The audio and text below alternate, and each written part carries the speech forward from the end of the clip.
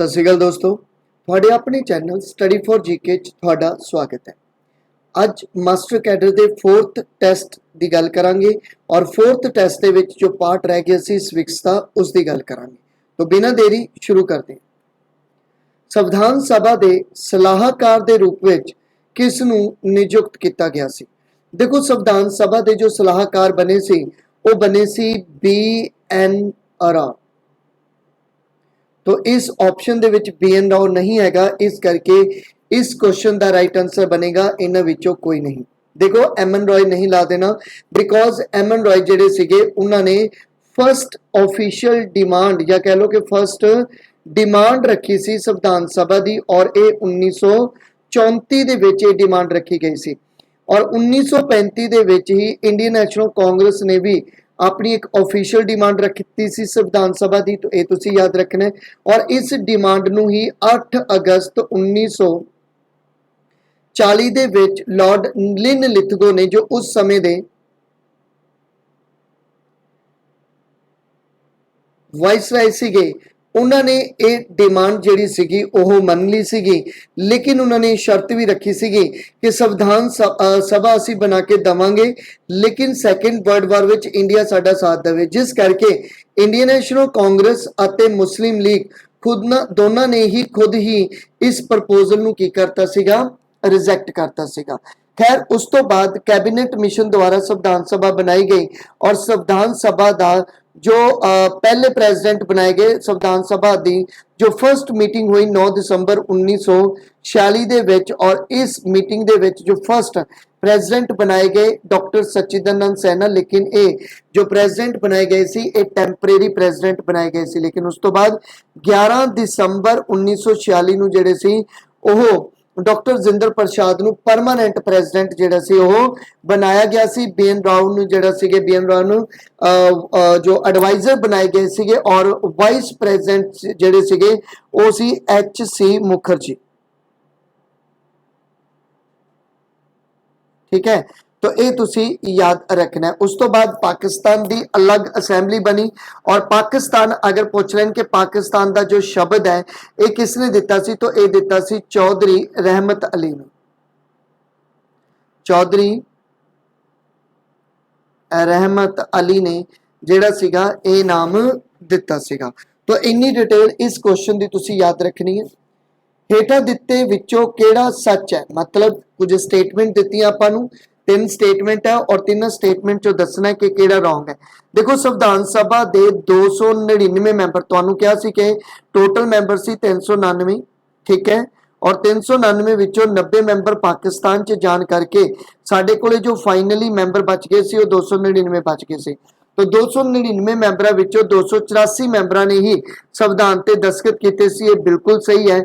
और देखो, संविधान सभा ते जो दस्तखत हुंदे आ वो कदों हुंदे आ, तो 24 जनवरी 1950 दे विच जो लास्ट मीटिंग सी उहदे विच साइन जिहड़े सीगे ओह कीते गए सीगे। ठीक है, तो याद रखना है 24 जनवरी। ठीक है, तो 26 नवंबर 1949 नूं साडा संविधान जिहड़ा सी अडॉप्ट किया गया सी। 24 जनवरी 1950 दे विच लास्ट जो सीगी ओह मीटिंग हुई सी जिहदे विच साइन किए गए सी सारिਆਂ ਵੱਲੋਂ और 26 जनवरी 1950 नूं इस नूं लागू किया गया सी। तो ये चीज़ याद रखनी है। दूसरी जो स्टेटमेंट है, तो पहली स्टेटमेंट करैक्ट है, दूजी स्टेटमेंट है कि अपनाए गए संविधान विच प्रस्तावना जिहड़े है प्रस्तावना दे तहत 395 धारावां अते 8 अनुसूचियां सन। ठीक है, तो बिल्कुल ये स्टेटमेंट भी सही है क्योंकि जो साडा संविधान बनया सी या ओरिजिनल जो संविधान सी उस दे विच 395 धारावां ते 8 अनुसूचियां सी, ये बिल्कुल सही है। 26 नवंबर 1949 नूं साडा संविधान अपनाया गया। मैं हुणे दस्सिया है कि 26 नवंबर 1949 नूं साडा संविधान अपनाया गया अते शुरू किया गया। नहीं, शुरू नहीं किया गया, बिकॉज शुरू कदों किया गया सी, मतलब लागू किया गया सी 26 जनवरी 1950 नूं। इहदा मतलब ये जो स्टेटमेंट है ये रॉन्ग स्टेटमेंट है। तो 2 स्टेटमेंट जिहड़ियां वो सही है, उन्होंने सही पूछिया सी, तो इसका जो राइट आंसर बनेगा वो बनेगा 1 and 2। ठीक है, तो ये चीज तुसी जिहड़ी हैगी आ ओह याद रखनी है। संविधान सभा दे द्वारा जो संविधान बनाया गया सीगा ये संविधान बनन दे विच 2 साल 11 महीने 18 दिन लगे सी टोटल 64 लाख रुपए का खर्चा होया सीगा, ठीक है। और टोटल 11 सैशन जेडे सीगे वो होए सी। तो तुसी मैनू डे दसने है कि इन्हां 11 सैशनां च टोटल किन्ने दिनां दे दिन जेडे सीगे वो होए सी, मीटिंगां होईयां सीगियां। तो ये दिन तुसी दसने है मैनू कि किन्ने दिन जेडे सीगे टोटल रहे, ठीक है। खरड़ा कमेटी द्वारा ਜਿਹੜਾ ਸੀ ਉਹ ਖਰੜਾ ਤਿਆਰ ਕੀਤਾ ਗਿਆ ਸੀ ਸਾਡੇ ਸੰਵਿਧਾਨ ਦਾ।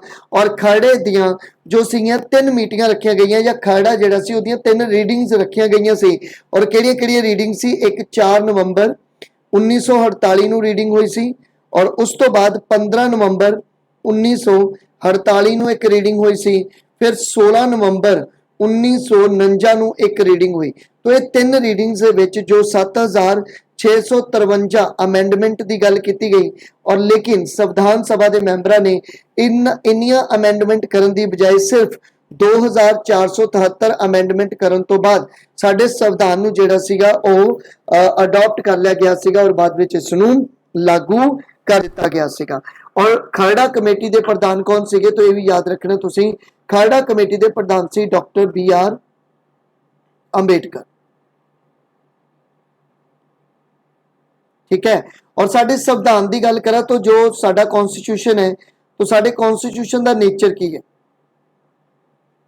तो इसका नेचर की है? तो देखो इसका नेचर हैगा क्वेजी फेडरल। और क्वेजी फेडरल का मतलब है कि some time unitary always federal. हुण फेडरल की हुंदा है? देखो फेडरल का मतलब हुंदा है कि सेंटर ते स्टेट की सरकार, मतलब सेंटर दे विच अते स्टेट दे विच सरकार होएगी, लेकिन जदों एमरजेंसी लग जाती है तो स्टेट खत्म हो जाता है और सारी पावर सेंटर कोले चली जाती है। इस करके सम टाइम यूनिटरी हो जाता है और ऑलवेज ए फेडरल ही रहता है। तो इस क्वेश्चन का राइट आंसर है ए। नैक्सट चलते हैं, प्रभुसत्ता शब्द किस देश तो साडे संविधान च शामिल किया गया? देखो प्रैम्बल का क्वेश्चन है, ये आप कर चुके हैं। बार बार क्वेश्चन इस करके रिपीट मतलब हो जाते हैं क्योंकि इंपॉर्टेंट क्वेश्चन है, ठीक है। बनया बनाया क्वेश्चन तुहानूं आंदा है, हर बारी रिपीट होया क्वेश्चन, तो इस बार भी रिपीट होने के चांसेस लगता है कि होंगे। तो प्रभुसत्ता जिसनूं सॉवरीन शब्द बोलते हैं, तो यह कॉन्सैप्ट चक्या गया सीगा कित्थों? फ्रांस तो एक कॉन्सैप्ट जिहड़ा लिता गया सी। तुसीं किहड़ियां चीज़ां याद रखनियां? प्रैम्बल कित्थों लिता? सब तो पहला प्रैम्बल का जो कॉन्सैप्ट है ये बोरो कित्थों कीता है? तो ये कीता है USA तो बोरो। पहला कॉन्सैप्ट क्लीयर, मतलब USA का संविधान है, पहला संविधान है जिहदे विच प्रैम्बल प्रस्तावना जिहड़ी सीगी वो इनकलूड जिहड़ी सीगी वो कीती गई सीगी, ठीक है। तो ये पहली चीज़ तुसीं याद जिहड़ी हैगी आ वो रखनी हैगी आ। और दूसरे नंबर ते ये याद रखना है कि प्रस्तावना दे विच सिर्फ वन टाइम, ठीक है, जो वन टाइम ही अमेंडमेंट हुई सी और वन टाइम अमेंड होने करके 3 शब्द इनकलूड जिहड़े सीगे ओह कीते गए सी। ये पिछली वीडियो च मैं पूरी डिटेल तुहानूं इहदी दे चुकिया हैगा। अगर USA की गल करिए तो USA तो जुडिशियल रिव्यू लिता तुसीं, इंपॉर्टेंट है याद रखना। जुडिशियल रिव्यू का कॉन्सैप्ट आपां कित्थों लिता है? तो ये भी USA तो, जानी कि एक कॉन्सैप्ट आपां जिहड़ा हैगा वो लिता हैगा। और जो प्रेजिडेंट होएगा वो 3 सेनावां का हैड होएगा, ये भी कॉन्सैप्ट आपां कित्थों लिता है? ये भी USA तो लिता। और तुहानूं पता ही है फंडामेंटल राइट भी आपां USA तो लिते हैं। आस्ट्रेलिया तो की लिता है? देखो आस्ट्रेलिया की गल करिए तो आस्ट्रेलिया तो आपां जिहड़ा सी ओह समकाली सूची मतलब कॉनकरेंट लिस्ट का जो कॉन्सैप्ट है, कॉनकरेंट जो लिस्ट सीगी ये आपां आस्ट्रेलिया तो लिती सीगी, ये तुसीं याद रखना है, ठीक है। और रूस तो तुहानूं पता ही है, रूस तो आपां की लिता है? फंडामेंटल ड्यूटीज लिती हैं। प्लैनिंग कमीशन लिता है, प्लैनिंग कमीशन मतलब अगर आपां 5 ईयर प्लैनिंग की गल करिए तो यह भी आपां कित्थों लिता है? रशिया तो जिहड़ा हैगा ओह लिता है। केंद्र अते राज्यां विच संबंध का विचार अपने संविधान च शामिल किया गया। तो देखो केंद्र अते राज्यां दे विच जो संबंध है, ठीक है, तो सेंटर स्टेट जो रिलेशन का कॉन्सैप्ट है, ठीक है, ये आपां कित्थों लिता है? तो ये लिता है जी कनाडा तो। इंपॉर्टेंट है, याद रखना है। और कनाडा तो होर की लिता है? कनाडा तो आपां फेडरल स्ट्रक्चर लिता है, ठीक है। तो ये चीज़ तुसीं याद रखनी है। और केंद्र द्वारा, ठीक है, जो गवर्नर की नियुक्ति होंदी है, जो गवर्नर नियुक्त किया जाता है स्टेट दे विच, कौन करेगा? एक केंद्र द्वारा किया जाएगा। तो ये भी कॉन्सैप्ट आपां जिहड़ा वो कनाडा तो लिता है। आस्ट्रेलिया तो मैं गल कराई चुकिया तुहानूं कि समकाली कॉनकरेंट लिस्ट जिहड़ी है वो ਆਸਟ੍ਰੇਲੀਆ ਤੋਂ ਆਪਾਂ ਲਿੱਤੀ ਹੈ। ਹੋਰ ਕੀ ਲਿੱਤਾ ਹੈ ਆਸਟ੍ਰੇਲੀਆ ਤੋਂ? ਵਪਾਰ, ਵਨਜ, ठीक है, स्टेट टू स्टेट जो ट्रेड वगैरह किया जाता है, ये आपां आस्ट्रेलिया तो जिहड़ा हैगा वो लिता हैगा। और काफ़ी इंपॉर्टेंट क्वेश्चन कि ज्वाइंट सैशन जो लोक सभा राज्य सभा का ज्वाइंट सैशन है, ये भी असी आस्ट्रेलिया तो बोरो किया। और तुहानूं पता है ज्वाइंट सैशन 108 आर्टिकल के तहत बुलाया जाता है, मतलब कॉल की तो कि कॉल कौन करता है? प्रेजिडेंट। और इसकी जो प्रेजिडेंशियल बनता है, मतलब जो प्रेजिडेंट बनता है या अगर प्रधान जो बनता है, ठीक है, जो प्रधानगी करता है वो कौन करता है? तो वो स्पीकर करता है। तो ये याद रखना है, कॉल कौन करता है? प्रेजिडेंट, और प्रधानगी कौन करता है? स्पीकर। और तुसी मैनू कमेंट करके दसोगे कि हुण लोक सभा का स्पीकर जिहड़ा है वो कौन है। जर्मनी तो आपां एमरजेंसी लिती हैगी है, ठीक है। तो मैं गारंटी दिना कि जो आपां टॉपिक करते पे हैं, जो आपां क्वेश्चन करते पे हैं, यही क्वेश्चन तुहानूं हूबहू उसे तरह ही मिलणगे। इसे करके मैं क्वेश्चनस नूं रिपीट करदा पिया, और तां जो पूरे दा पूरे टॉपिक नूं ही कंप्लीट करवा दा तुहाडे MCQ दे विच। तो ये चीज़ां तुसीं याद रखनियां हैगियां, ठीक है। तो इन्नी डिटेल तुसीं याद जिहड़ी हैगी रखनी है। अच्छा, राष्ट्रपति प्रेजिडेंट नूं जो अंपीच करना हुंदा है, ठीक है, अंपीचमेंट है, एक कॉन्सैप्ट आप कित्थों बोरो किया है, तुसीं मैनूं कमेंट करके दसोगे। तो नैक्सट चलते हैं, प्रोटम स्पीकर नूं सौं किस द्वारा दवाई जाती है? देखो, प्रोटम स्पीकर, पहली गल तो जिन्ने भी लोक सभा के मैंबर होंदे हैं, ठीक है, उन्होंने जो सौं चुकाई जाती है वो प्रेजिडेंट वालों चुकाई जाती है ऑफिशियली। लेकिन प्रेजिडेंट इन्ने सारिਆਂ ਨੂੰ सौं नहीं चुका पाता, बिकॉज ਉਹਦੇ ਕੋਲੇ ਇੰਨਾ टाइम नहीं हैगा कि इन्ने मैंबरों ਨੂੰ सौं चुकावे। इस करके वो इन्हां विचों ही किसी एक ਨੂੰ, ठीक है, जो मतलब सीनियर आगू होएगा, एज वाइज नहीं, मतलब एक्सपीरियंस वाइज जो सीनियर होएगा उस ਨੂੰ ही सौं चुका दिंदा प्रेजिडेंट, और उसे ਨੂੰ ही बोलते हैं प्रोटम स्पीकर, ठीक है।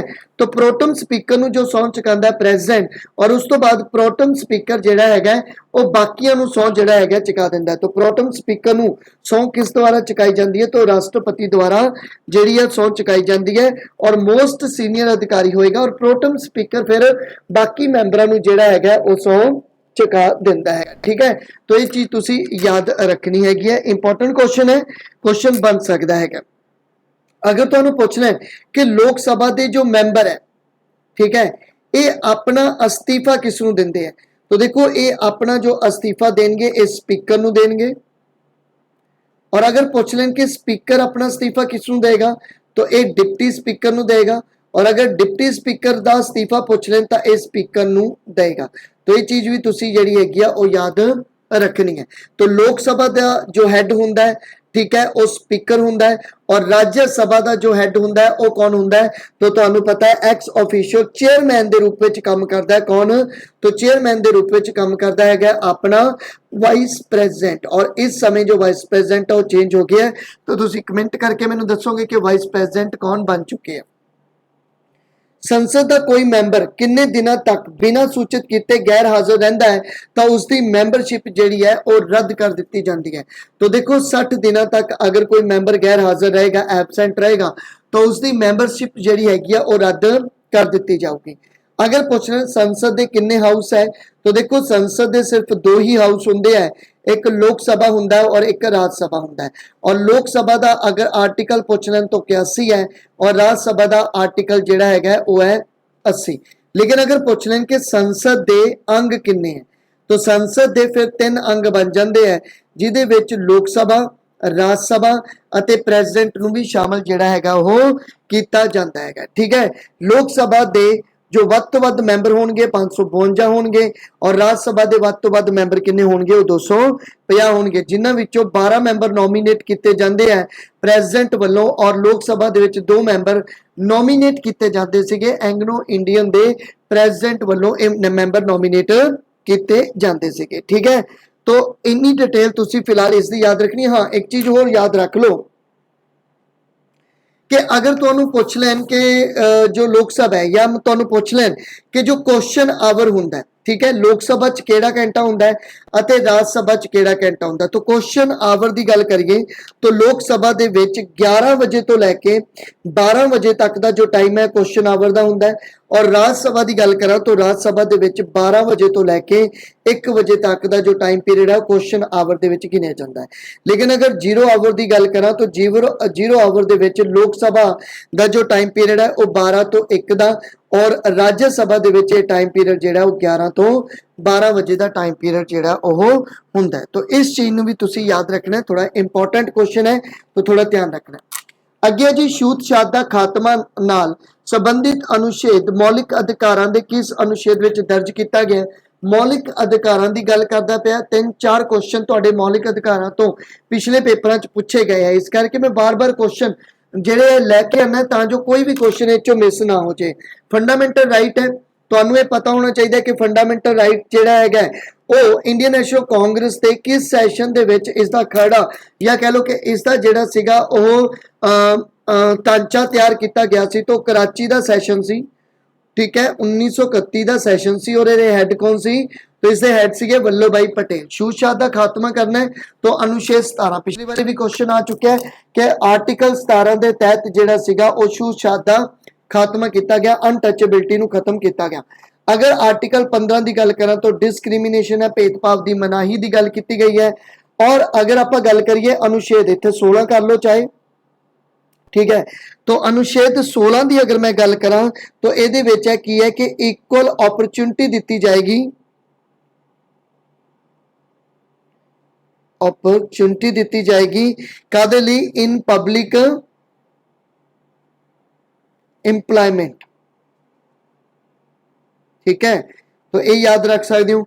और आर्टिकल 18 की सीगे कि भी ये टाइटल जिहड़े सीगे वो खत्म किए गए सी, टाइटल जिहड़े सीगे उन्हां नूं खत्म किया गया सीगा, ठीक है। फंडामेंटल राइट तुहानूं हुण तक याद हो गया कि यूएसए तो आपां जिहड़ा हैगा वो बोरो कीते। अपने कोले 6 फंडामेंटल राइट है, पहला 7 सी, तो केड़ा फंडामेंटल राइट रह के निकल गया सी? प्रॉपर्टी दा राइट निकल गया सी, हुण 300 ए दे विच शामिल हो गया, और 31 दा जिहड़ा आर्टिकल सीगा फंडामेंटल राइट दा प्रॉपर्टी दा वो मिस हो गया है, मतलब उसनूं फंडामेंटल राइट चों बाहर कर दिता गया। एक गल याद रखियो कि फंडामेंटल राइट है जिहड़े वो लीगली, ठीक है, मतलब न्यायपूर्ण है, ठीक है। अगर ये न्यायपूर्ण है तो अगर फंडामेंटल राइट तुहाडे निगलैक्ट किए जाते हैं तो ये द्वारा की होएगा, तुसी एक रिट लवाओगे, है ना, तो सुप्रीम कोर्ट या हाई कोर्ट रिट लाएगी। तो सुप्रीम कोर्ट किस आर्टिकल द्वारा और हाई कोर्ट विच किस आर्टिकल द्वारा रिट लगती है? तो याद रखियो सुप्रीम कोर्ट दे विच डायरैक्टली तुसी रिट लाओगे, आर्टिकल 32 द्वारा रिट लाओगी सुप्रीम कोर्ट, और हाई कोर्ट दे विच 226 द्वारा रिट लगती है। तो ये चीज़ां याद रखते हो। और आर्टिकल 32 नूं ही तां आपां जिहड़ा हैगा वो की बोलते हैं, तो कॉन्स्टिट्यूशनल रेमेडीज का कॉन्सैप्ट हैगा ये, ठीक है, तो संवैधानिक उपचारां का कॉन्सैप्ट है, ये तुसी याद रखना है, ठीक है। किस साल मौलिक कर्तव्यां विच एक नवां कर्तव्य 6 तो 14 साल बच्चों नूं मुफ्त अते लाजमी सिक्ख्या मापियां दे लई शामिल किया गया, ठीक है। तो देखो दो कॉन्सैप्ट ही इहदे विच डील हुंदे हैं। अगर आपां पहली गल करिए तो जो अपने को एक नवा करतव्य ऐड किया गया सी, ये किस जिहड़ा सीगा अमेंडमेंट द्वारा या किस साल किया गया सीगा? तो ये तुसी याद रखना है, ये किया गया सीगा 2002 दे विच। केड़ी अमेंडमेंट सी? तो ये सी 86वीं अमेंडमेंट, ठीक है। तो ये 86वीं अमेंडमेंट फंडामेंटल राइट नाल भी संबंध रखती है, बिकॉज फंडामेंटल राइट दे विच भी इसे अमेंडमेंट द्वारा जिहड़ा सी बच्चों नूं ये अधिकार सीगा 6 तो 14 साल के बच्चों नूं ये राइट दिता गया सीगा कि उन्हां दी जिहड़ी सिक्ख्या होगी वो मुफ्त करवाई जाऊगी। लेकिन वो 6 तो 14 साल का बच्चा है, तो इस करके खुद राइट ना लैके पेरेंट्स की ये ड्यूटी लाई गई कि अपने बच्चे नूं जिहड़ा सी वो फ्री सिक्ख्या प्रोवाइड करवाई जाए। इस करके जो साडे कोले मौलिक कर्तव्य सीगे, जो साडे कोले टोटल मौलिक कर्तव्य सी 10, ਉਹਦੇ ਵਿੱਚ एक मौलिक कर्तव्य होर ऐड किया गया सीगा जो 86वीं अमेंडमेंट 2002 ਦੇ ਵਿੱਚ ਕੀਤਾ ਗਿਆ ਸੀ, जिस ਦੇ ਵਿੱਚ 6 ਤੋਂ 14 ਸਾਲ ਦੇ ਬੱਚਿਆਂ ਨੂੰ ਮੁਫਤ ਅਤੇ ਲਾਜ਼ਮੀ ਸਿੱਖਿਆ ਦਿੱਤੀ ਜਾਣੀ ਸੀਗੀ। ਔਰ ਤੁਹਾਡੇ ਮੌਲਿਕ ਕਰਤੱਵ ਜਿਹੜੇ ਕਿਸ ਕਮੇਟੀ ਦੁਆਰਾ ਜਿਹੜੇ ਸੀਗੇ ਉਹ ਰਿਕਮੈਂਡੇਸ਼ਨ ਦੇ ਆਧਾਰ ਤੇ ਚੁਣੇ ਗਏ ਸੀ, तो ਤੁਹਾਨੂੰ ਪਤਾ ਹੀ ਹੈ ਕਿ ਉਹ ਸੀਗੀ ਆਪਣੇ ਕੋਲੇ ਸਵਰਨ ਸਿੰਘ ਕਮੇਟੀ, ठीक है। तो स्वर्ण सिंह कमेटी के द्वारा जेडे सीगे ये लेते गए सीगे, तो ये चीज तुसी याद रखनी हैगी। और फंडामेंटल राइट द पार्ट की गल करा तो फंडामेंटल राइट का जो पार्ट है ठीक है, फंडामेंटल राइट की गल करता पिया तो वो तीजा पार्ट है और ये आर्टिकल जेडे है वो तुहानू पता ही है 12 तो 35। लेकिन अगर फंडामेंटल ड्यूटी की गल करा तो ये पार्ट कितना डील करेगा, पार्ट डील करेगा 4A, ठीक है 4A, और ये आर्टिकल जो डील करेगा वो 51A करेगा। ये विचाले कौन रह गया, फिर DPSP रह गया। तो DPSP आप अगे देखते हैं क्वेश्चन। तो राजनीति के निर्देशक सिद्धांत किन्ना सिद्धांतां ते आधारित है, तो राज दे नीति निर्देशक सिद्धांत DPSP जो पार्ट डील करता है वो किनवा, तो 4 पार्ट डील करेगा और ये आर्टिकल जेडे है वो कितना डील करेगा, तो 36 तो लैके 51 तक आर्टिकल जेडे वो डील करते हैं। तो इंपॉर्टेंट गल यह है कि राज के नीति निर्देशक सिद्धांतों के किहड़े सिद्धांतों पर जोर दिता गया है, तो उदारवादी सिद्धांत, गांधीवादी सिद्धांत और समाजवादी सिद्धांत। तो ये तिन्ने सिद्धांतों पर जोर दिता गया। तो इस क्वेश्चन का राइट आंसर है ऑल ऑफ दी अबव। एक गल याद रखियो कि DPSP जेडे है वो नॉन जस्टिसेबल है, मतलब कानूनी तौर पर इन्हों लागू नहीं करवाया जा सकता और ये गवर्नमेंट दियां ड्यूटीज है। हुण गवर्नमेंट दियां ड्यूटीज है कि सड़क बनाना, पार्क बनाना। अगर कोई पार्क नहीं बनता या सड़क नहीं बनती तो उहदे आधार ते कोर्ट दे विच सरकार दे विरुद्ध कोई केस नहीं किया जा सकता। जदों कि फंडामेंटल राइट जिहड़े है वो जस्टिएबल है। अगर फंडामेंटल राइट निगलैक्ट हुंदा तो तुहानूं मैं दस्सिआ कि supreme court they which article 32 द्वारा और हाई कोर्ट तो आर्टिकल 226 द्वारा रिट लवाई जा सकती है। तो राज दे नीति निर्देशक सिद्धांत किन्ना सिद्धांतां ते आधारित है, ये तुसीं याद रखने हैं। तो नेक्स्ट चलते हैं। पांडिचेरी अते दिल्ली नूं राष्ट्रपति की चोण प्रक्रिया विच हिस्सा लैण दा अधिकार किस सोध द्वारा दिता गया सीगा। तो देखो पांडिचेरी अते दिल्ली की गल करा तो राष्ट्रपति की चोण प्रक्रिया विच तुहानूं पता है कि ये दो पार्टिसिपेट करती है, ठीक है, दो यूटी जिहड़ियां वो पार्टिसिपेट करती हैं। लेकिन किस अमेंडमेंट के द्वारा ये पार्टिसिपेट जिहड़ा हैगा वो कीता जांदा हैगा। तो याद रखियो ये हैगी है जी अपने कोले 70वीं संविधानिक सोध 1992, ठीक है। तो 70वीं संविधानिक सोध 1992 द्वारा पांडिचेरी अते दिल्ली नूं राष्ट्रपति की चोण प्रक्रिया विच हिस्सा लैण दा अधिकार जिहड़ा सी मिलिया सीगा। तुसीं ये याद रख सकते हो कि पांडिचेरी की जो विधान सभा सी ये कदों बनी सी। तो पांडिचेरी की जो संविधान सभा सीगी ये बनी सीगी 1962 दे विच, और दिल्ली की जो विधान सभा सी ये कदों बनी सी, तो दिल्ली की विधान सभा जिहड़ी सी वो बनी सी 1992 दे विच, ठीक है। तो ये दोनों ही ਜਿਹੜੇ ਸੀਗੇ बाद ਵਿੱਚ 1992 ਦੇ ਦੁਆਰਾ ਹੀ ਪਾਂਡੀਚੇਰੀ ਅਤੇ ਦਿੱਲੀ ਨੂੰ ਰਾਸ਼ਟਰਪਤੀ ਦੀ ਚੋਣ ਪ੍ਰਕਿਰਿਆ ਵਿੱਚ ਹਿੱਸਾ ਲੈਣ ਦੀ ਇਜਾਜ਼ਤ ਮਿਲੀ ਸੀ। ਔਰ ਇਹ ਤੁਹਾਨੂੰ ਪਤਾ ਹੋਣਾ ਚਾਹੀਦਾ ਕਿ ਪ੍ਰੈਜ਼ੀਡੈਂਟ ਦਾ ਜੋ ਇਲੈਕਸ਼ਨ ਹੈ ਉਹਦਾ ਬੇਸ ਈਅਰ ਕਿੰਨਾ ਹੈ। तो वह बेस ईयर जिहड़ा हैगा वो हैगा 1971 और इसे ही बेस ईयर इनक्रीज करता 2026 तक, मतलब 2026 तक जो इलैक्शन होंगे प्रेजिडेंट दे वो किस पॉपुलेशन के आधार पर होंगे, वो 1971 की ही पॉपुलेशन के आधार पर होंगे। इंपॉर्टेंट गल ये है कि जो राष्ट्रपति है वो कोले वीटो पावर्स कितनी है, काफ़ी इंपॉर्टेंट क्वेश्चन है। तो याद रखना है वीटो पावर का, तो वो कोले 3 वीटो पावर है, absolute veto power, suspensive veto power अते पॉकेट वीटो पावर, ठीक है। तो ये तुसी याद रख सकते हो। एक है अपने को बई absolute veto power, suspensive veto power अते पॉकेट वीटो पावर। और पॉकेट वीटो ते क्वेश्चन तुहाडा 100% बनेगा कि सब तो पहला किसने पॉकेट वीटो का इस्तेमाल किया सी, तो वह किया सी ज्ञानी जैल सिंह ने, ठीक है। और कदों किया सीगा, तो यह किया सी 1986 दे विच। और किहड़ी बिल सीगा, तो बिल किते किया सी, तो पोस्टल बिल सी। तुसी मैनू ये दसना है कि इस समय गवर्नमेंट किहड़ी सीगी इंडिया दे विच, उस समय गवर्नमेंट किहड़ी सी, ये तुसी मैनू दसोगे। प्रेजिडेंट आर्टिकल 61 के अकॉर्डिंग महादोष, आर्टिकल 72 के अकॉर्डिंग जिहड़ा हैगा, ठीक है, ये अध्याय 72 के अकॉर्डिंग जिहड़ा है पार्डनिंग, ठीक है। और 123 द्वारा अध्यादेश जिहड़ा वो जारी किया जाता है। तिन्ने आर्टिकल वेरी इंपॉर्टेंट है, याद रखने। राष्ट्रपति की चोण नाल संबंधित किस साल नूं आधार बनाया गया, तो वही क्वेश्चन है, ठीक है। मैं तुहानूं इत्थे भी दसदा 1971 का और 2026 तक जिहड़ा सीगा इस नूं इनक्रीज कर दिता गया है, ठीक है। और ये चीज़ तुसीं काफ़ी इंपॉर्टेंट याद रख लैनी है। उप राष्ट्रपति की चोण लड़न के लिए किन्ने प्रस्ताविक अते अनुमोदक चाहिए है, ठीक है।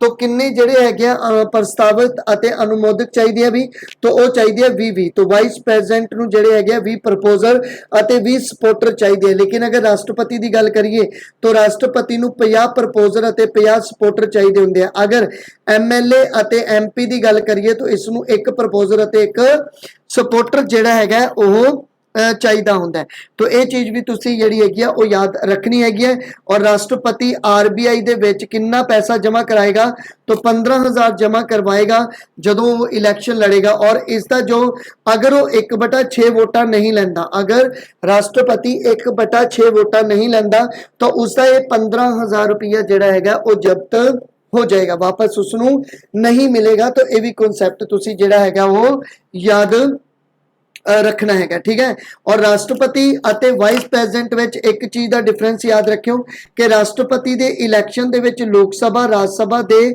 ਜਸਟ ਇਲੈਕਟਡ ਮੈਂਬਰ यूटी ਦੇ ਵਿੱਚ ਦਿੱਲੀ ਅਤੇ ਪੌਦੂਚੇਰੀ ਦੇ ਜਸਟ ਇਲੈਕਟਡ ਮੈਂਬਰ और स्टेट दी जो लैजिस्लेटिव असैंबली होंदी है ਉਹਦੇ जस्ट मैंबर पार्टिसिपेट करते जस्ट इलैक्टेड मैंबर कौन कौन पार्टिसिपेट नहीं करता तो नॉमिनेट मैंबर पार्टिसिपेट नहीं करते और लैजिस्लेटिव काउंसिल ਦੇ मैंबर पार्टिसिपेट नहीं करते ਜਦੋਂ ਕਿ ਉਪ ਰਾਸ਼ਟਰਪਤੀ ਦੇ ਵਿੱਚ ਕੀ ਹੁੰਦਾ ਹੈ ਕਿ ਉਪ ਰਾਸ਼ਟਰਪਤੀ ਦੇ ਇਲੈਕਸ਼ਨ ਦੇ ਵਿੱਚ ਸਟੇਟ ਦਾ ਕੋਈ ਰੋਲ ਨਹੀਂ ਹੁੰਦਾ और ਲੋਕ ਸਭਾ ਅਤੇ ਰਾਜ ਸਭਾ ਦੇ ਸਾਰੇ ਮੈਂਬਰ ਹੀ ਪਾਰਟਿਸਿਪੇਟ करते हैं उप राष्ट्रपति दे लई और उप राष्ट्रपति राज सभा दे एक्स ऑफिशियो चेयरमैन दे रूप विच जिहड़ा हैगा वो काम करता हैगा तो राष्ट्रपति अते उप राष्ट्रपति दोनों ही नवे बन गए तो दोनों बारे डिटेल तुसी मैनू कमेंट दे विच देनी है साडे देश का असल कार्यपालक कौन हुंदा है तो देखो साडे देश का असल कार्यपालक कौन हुंदा है तो देखो वो है अपने कोले प्रधानमंत्री पीएम जो कि है नरेंद्र मोदी देखो अपनी जो कॉन्सैप्ट है ये संसदीय प्रणाली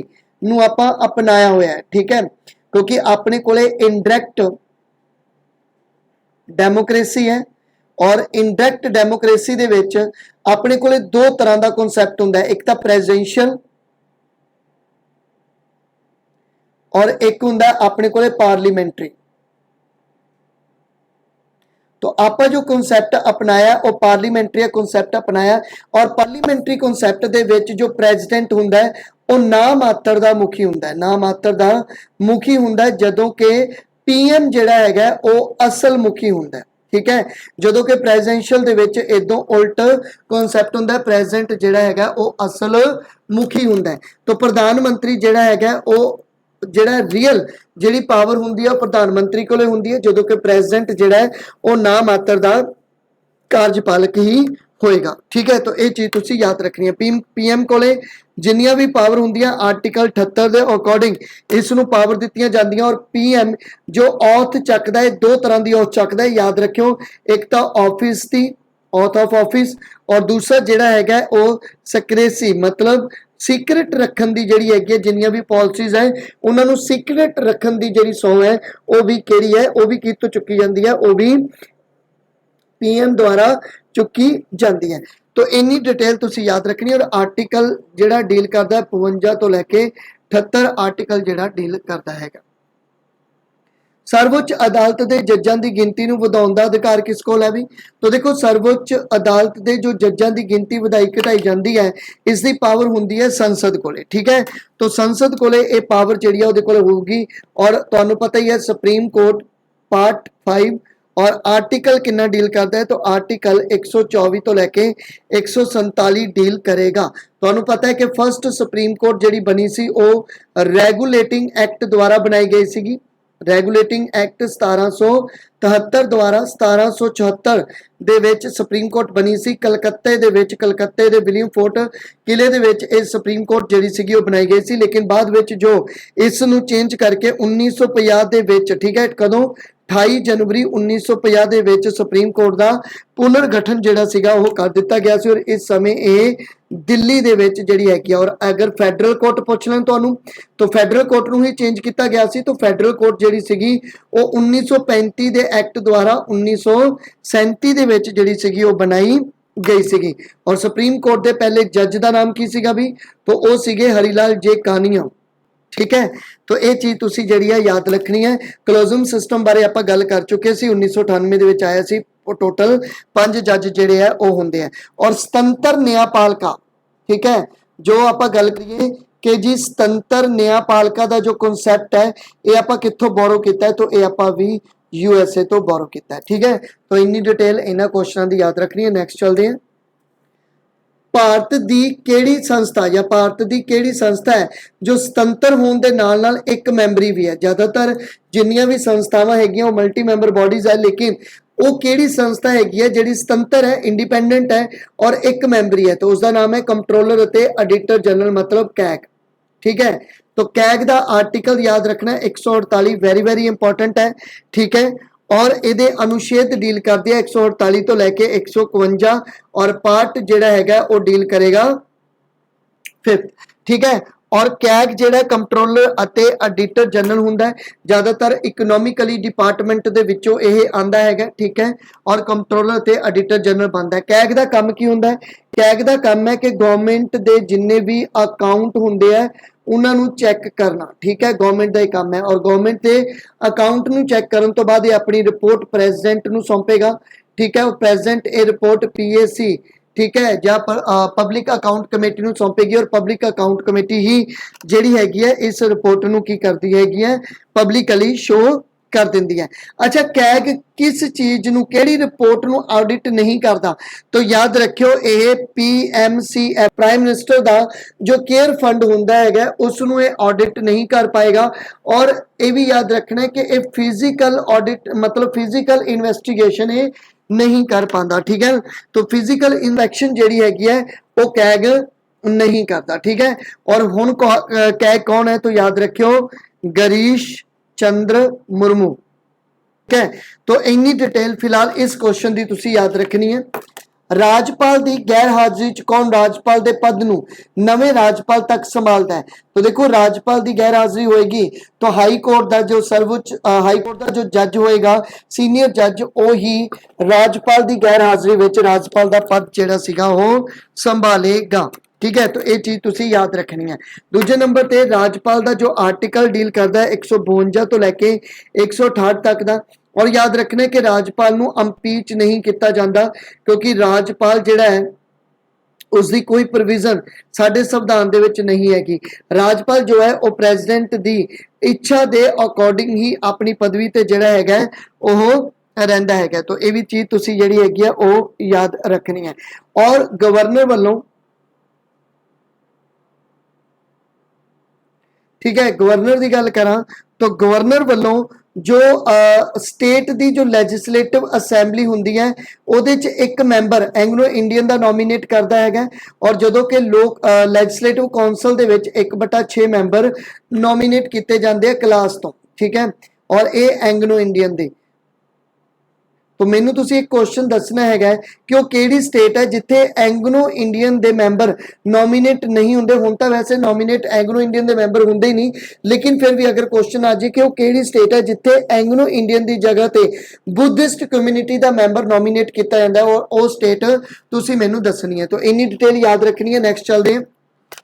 लोक लेखा समिति पब्लिक अकाउंट कमेटी का गठन किस अधिनियम के तहत किया गया सी? तो देखो, PAC जो आप पहला भी गल करते हैं पब्लिक अकाउंट कमेटी, तो यदा जो निर्माण है वो भारत सरकार act government of India act 1919 द्वारा जिहड़ा सीगा ओदा निर्माण जिहड़ा सी ये कीता गया सीगा। ठीक है, तो ये चीज तुसी याद रखनी हैगी है। और ये 1919 दे एक्ट द्वारा 1921 दे विच बनी सी PAC, और PAC जो सीगी, ठीक है, इसके जो मैंबर है वो तुहानूं पता है 22 मैंबर है, जिहदे विचों 15 मैंबर लोक सभा और 7 मैंबर राज सभा चों चुने जाते हैं। कुछ होर भी तुहानूं पता है कमेटियां हैगियां, जिहदे विच अपने कोले जिहड़ी एक कमेटी है वो है एस्टीमेट कमेटी,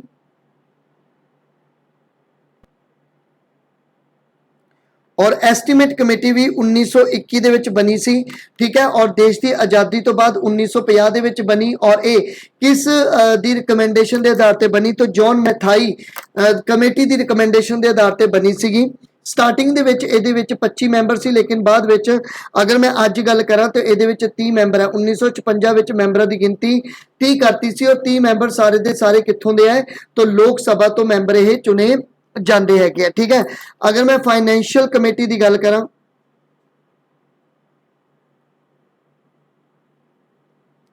तो ये 1964 ਦੇ ਵਿੱਚ ਇਹ ਕਮੇਟੀ ਬਣੀ ਸੀਗੀ, ਠੀਕ ਹੈ। ਔਰ ਇਹਦੇ ओरिजिनली ਜਿਹੜੇ ਮੈਂਬਰ ਸੀ ਉਹ ਸਿਰਫ 15 ਸੀ, ਜਿਹਦੇ ਵਿੱਚ 10 ਲੋਕ ਸਭਾ ਅਤੇ 5 ਰਾਜ ਸਭਾ ਤੋਂ ਚੁਣੇ ਜਾਂਦੇ ਸੀ। ਲੇਕਿਨ ਬਾਅਦ ਵਿੱਚ ਇਹਨਾਂ ਮੈਂਬਰਾਂ ਦੀ ਗਿਣਤੀ ਵੀ 22 ਕਰ ਦਿੱਤੀ ਗਈ ਸੀ, ਜਿਹਦੇ ਵਿੱਚ ਲੋਕ ਸਭਾ ਚੋਂ 15 ਤੇ 7 ਰਾਜ ਸਭਾ ਚੋਂ ਜਿਹੜੇ ਸੀਗੇ ਉਹ ਲਿਆਂਦੇ ਗਏ ਸੀਗੇ, ठीक है। तो इन्नी डिटेल इस क्वेश्चन की याद रखनी है। अच्छा, PAC का जो हैड कौन हुंदा है, तो याद रखा है ये ओपोजिशन पार्टी का मैंबर हुंदा है जिसनों अपॉइंट स्पीकर करता है, ठीक है। तो ये चीज़ का थोड़ा ध्यान रखना है क्योंकि बच्चों च कन्फ्यूजन है कि PAC जिहड़ा हैगा उहदे हैड स्पीकर ही हुंदे हैं, तो बिल्कुल उहदे हैड स्पीकर नहीं हुंदे। PAC कमेटी का हैड जिहड़ा ओपोजिशन पार्टी तो हुण चुनिया जाता है, लेकिन उस मतलब उसनूं जो अपॉइंटमेंट दी जाती है वो स्पीकर वालों की जाती है, तो ये थोड़ा याद रखना। तो नेक्स्ट चलते हैं।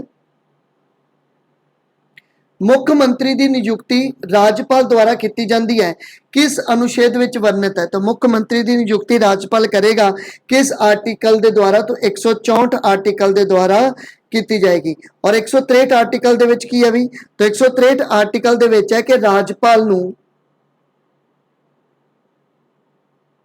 सलाह देने दे लई, ठीक है, एक मंत्रिमंडल का गठन किया जाऊगा और जिसका हैड की हो कौन होगा, PM होएगा, ठीक है। तो अनुच्छेद 166 भी याद रख सकते हो। ਇਹਦੇ ਵਿੱਚ ਕੀ है कि बई राज दियां शक्तियां दी वरतों राजपाल दे नाम ते की जाएगी,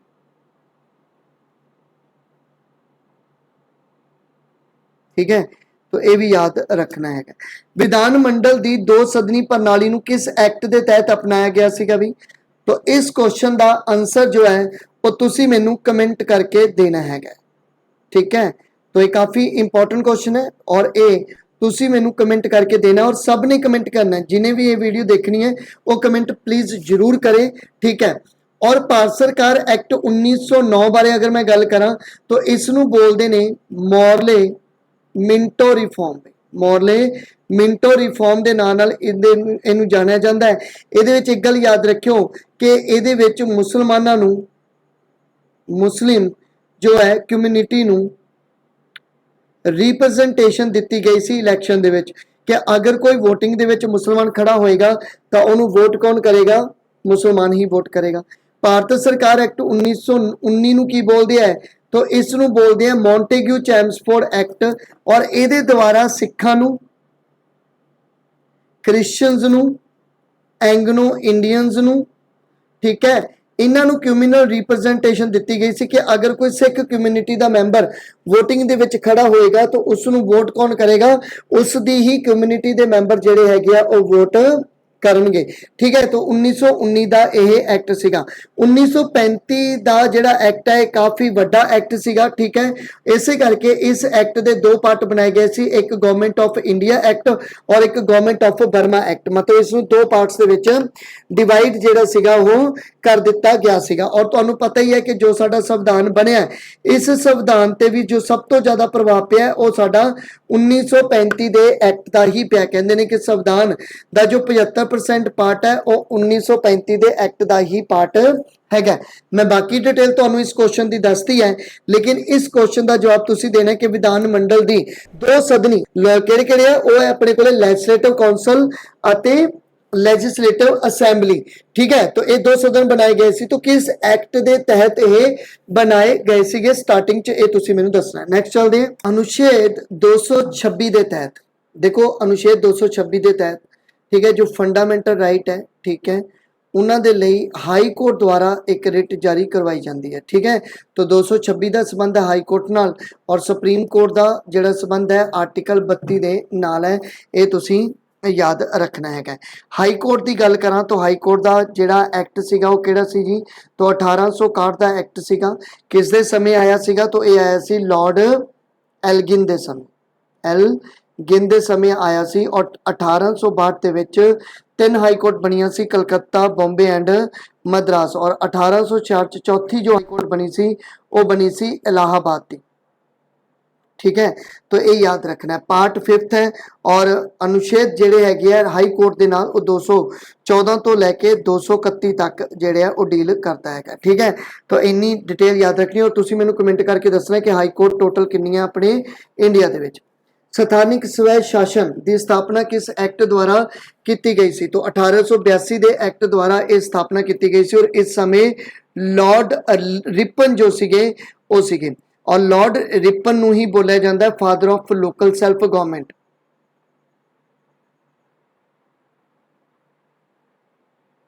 ठीक है, तो ये भी चीज तुसी याद रखनी है कि है। उस तो बाद अगर आप गल करिए कि एंशिएंट हिस्टरी दे विच जो सब तो पहला स्वै शासन की गल की सी वो की सी चोला वंश ने। ठीक है, और स्वै शासन का जो शब्द सीगा जो वर्ड सी ये किने दिता सी? ये दिता सी जवाहर लाल नेहरू ने। फादर क्या जाता है लॉर्ड रिपन नूं, लेकिन स्वै शासन शब्द किने दिता सी? ये दिता सी जवाहर लाल नेहरू ने। और किताब जिहदे विच जिक्र किया जाता एंशिएंट हिस्टरी का वो है अर्थशास्त्र। ठीक है, और पहली जो पंचायत है ये बारे आप गल कर चुके हैं तो मैं बार बार इनू रिपीट नहीं करता। किस संवैधानिक सोध द्वारा राज सूची विचों 5 विषय हटा दिते गए और उन्होंने संवर्ती सूची विच शामिल जिहड़ा सीगा वो किया गया सीगा? तो ये जो सोध है तो यह है 42वीं सोध। 1976 विच 42वीं सोध हुई और याद रखना 44वीं सोध भी 1978 दे विच हुई सी। काफ़ी इंपॉर्टेंट है सोध भी। 86वीं 2002 दे विच हुई सी और 7वीं मेरे ख्याल 1956 दे विच हुई सी। ठीक है, 42वीं संवैधानिक सोध द्वारा जेडे राज सूची दे विचों 5 विषय हटा के संवर्ती सूची विच शामिल जेडे सीगे कर दिते गए सी। तुहानू पता है कि यूनियन लिस्ट है, यूनियन लिस्ट विच अज 100 विषय है, पहला 97 सीगे। फिर स्टेट लिस्ट है, ठीक है, 61, पहला 66 सीगे।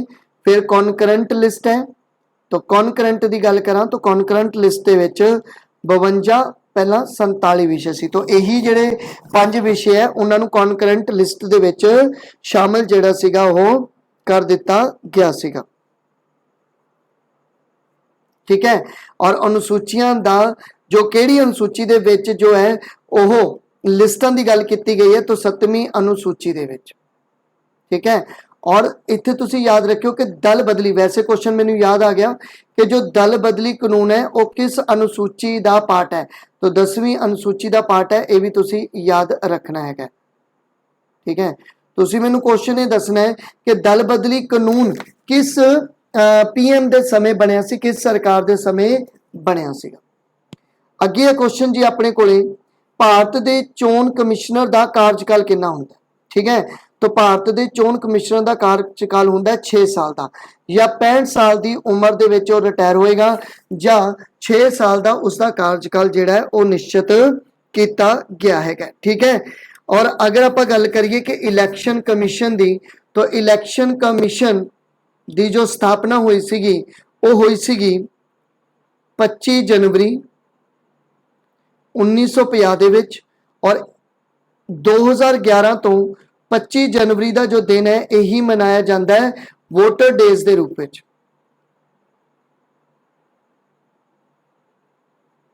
ठीक है, नेशनल वोटर डेज के रूप में मनाया जाता है। अगर पूछ लें फर्स्ट इलैक्शन कमिश्नर कौन सी, तो फर्स्ट इलैक्शन कमिश्नर सी सुकुमार सैन।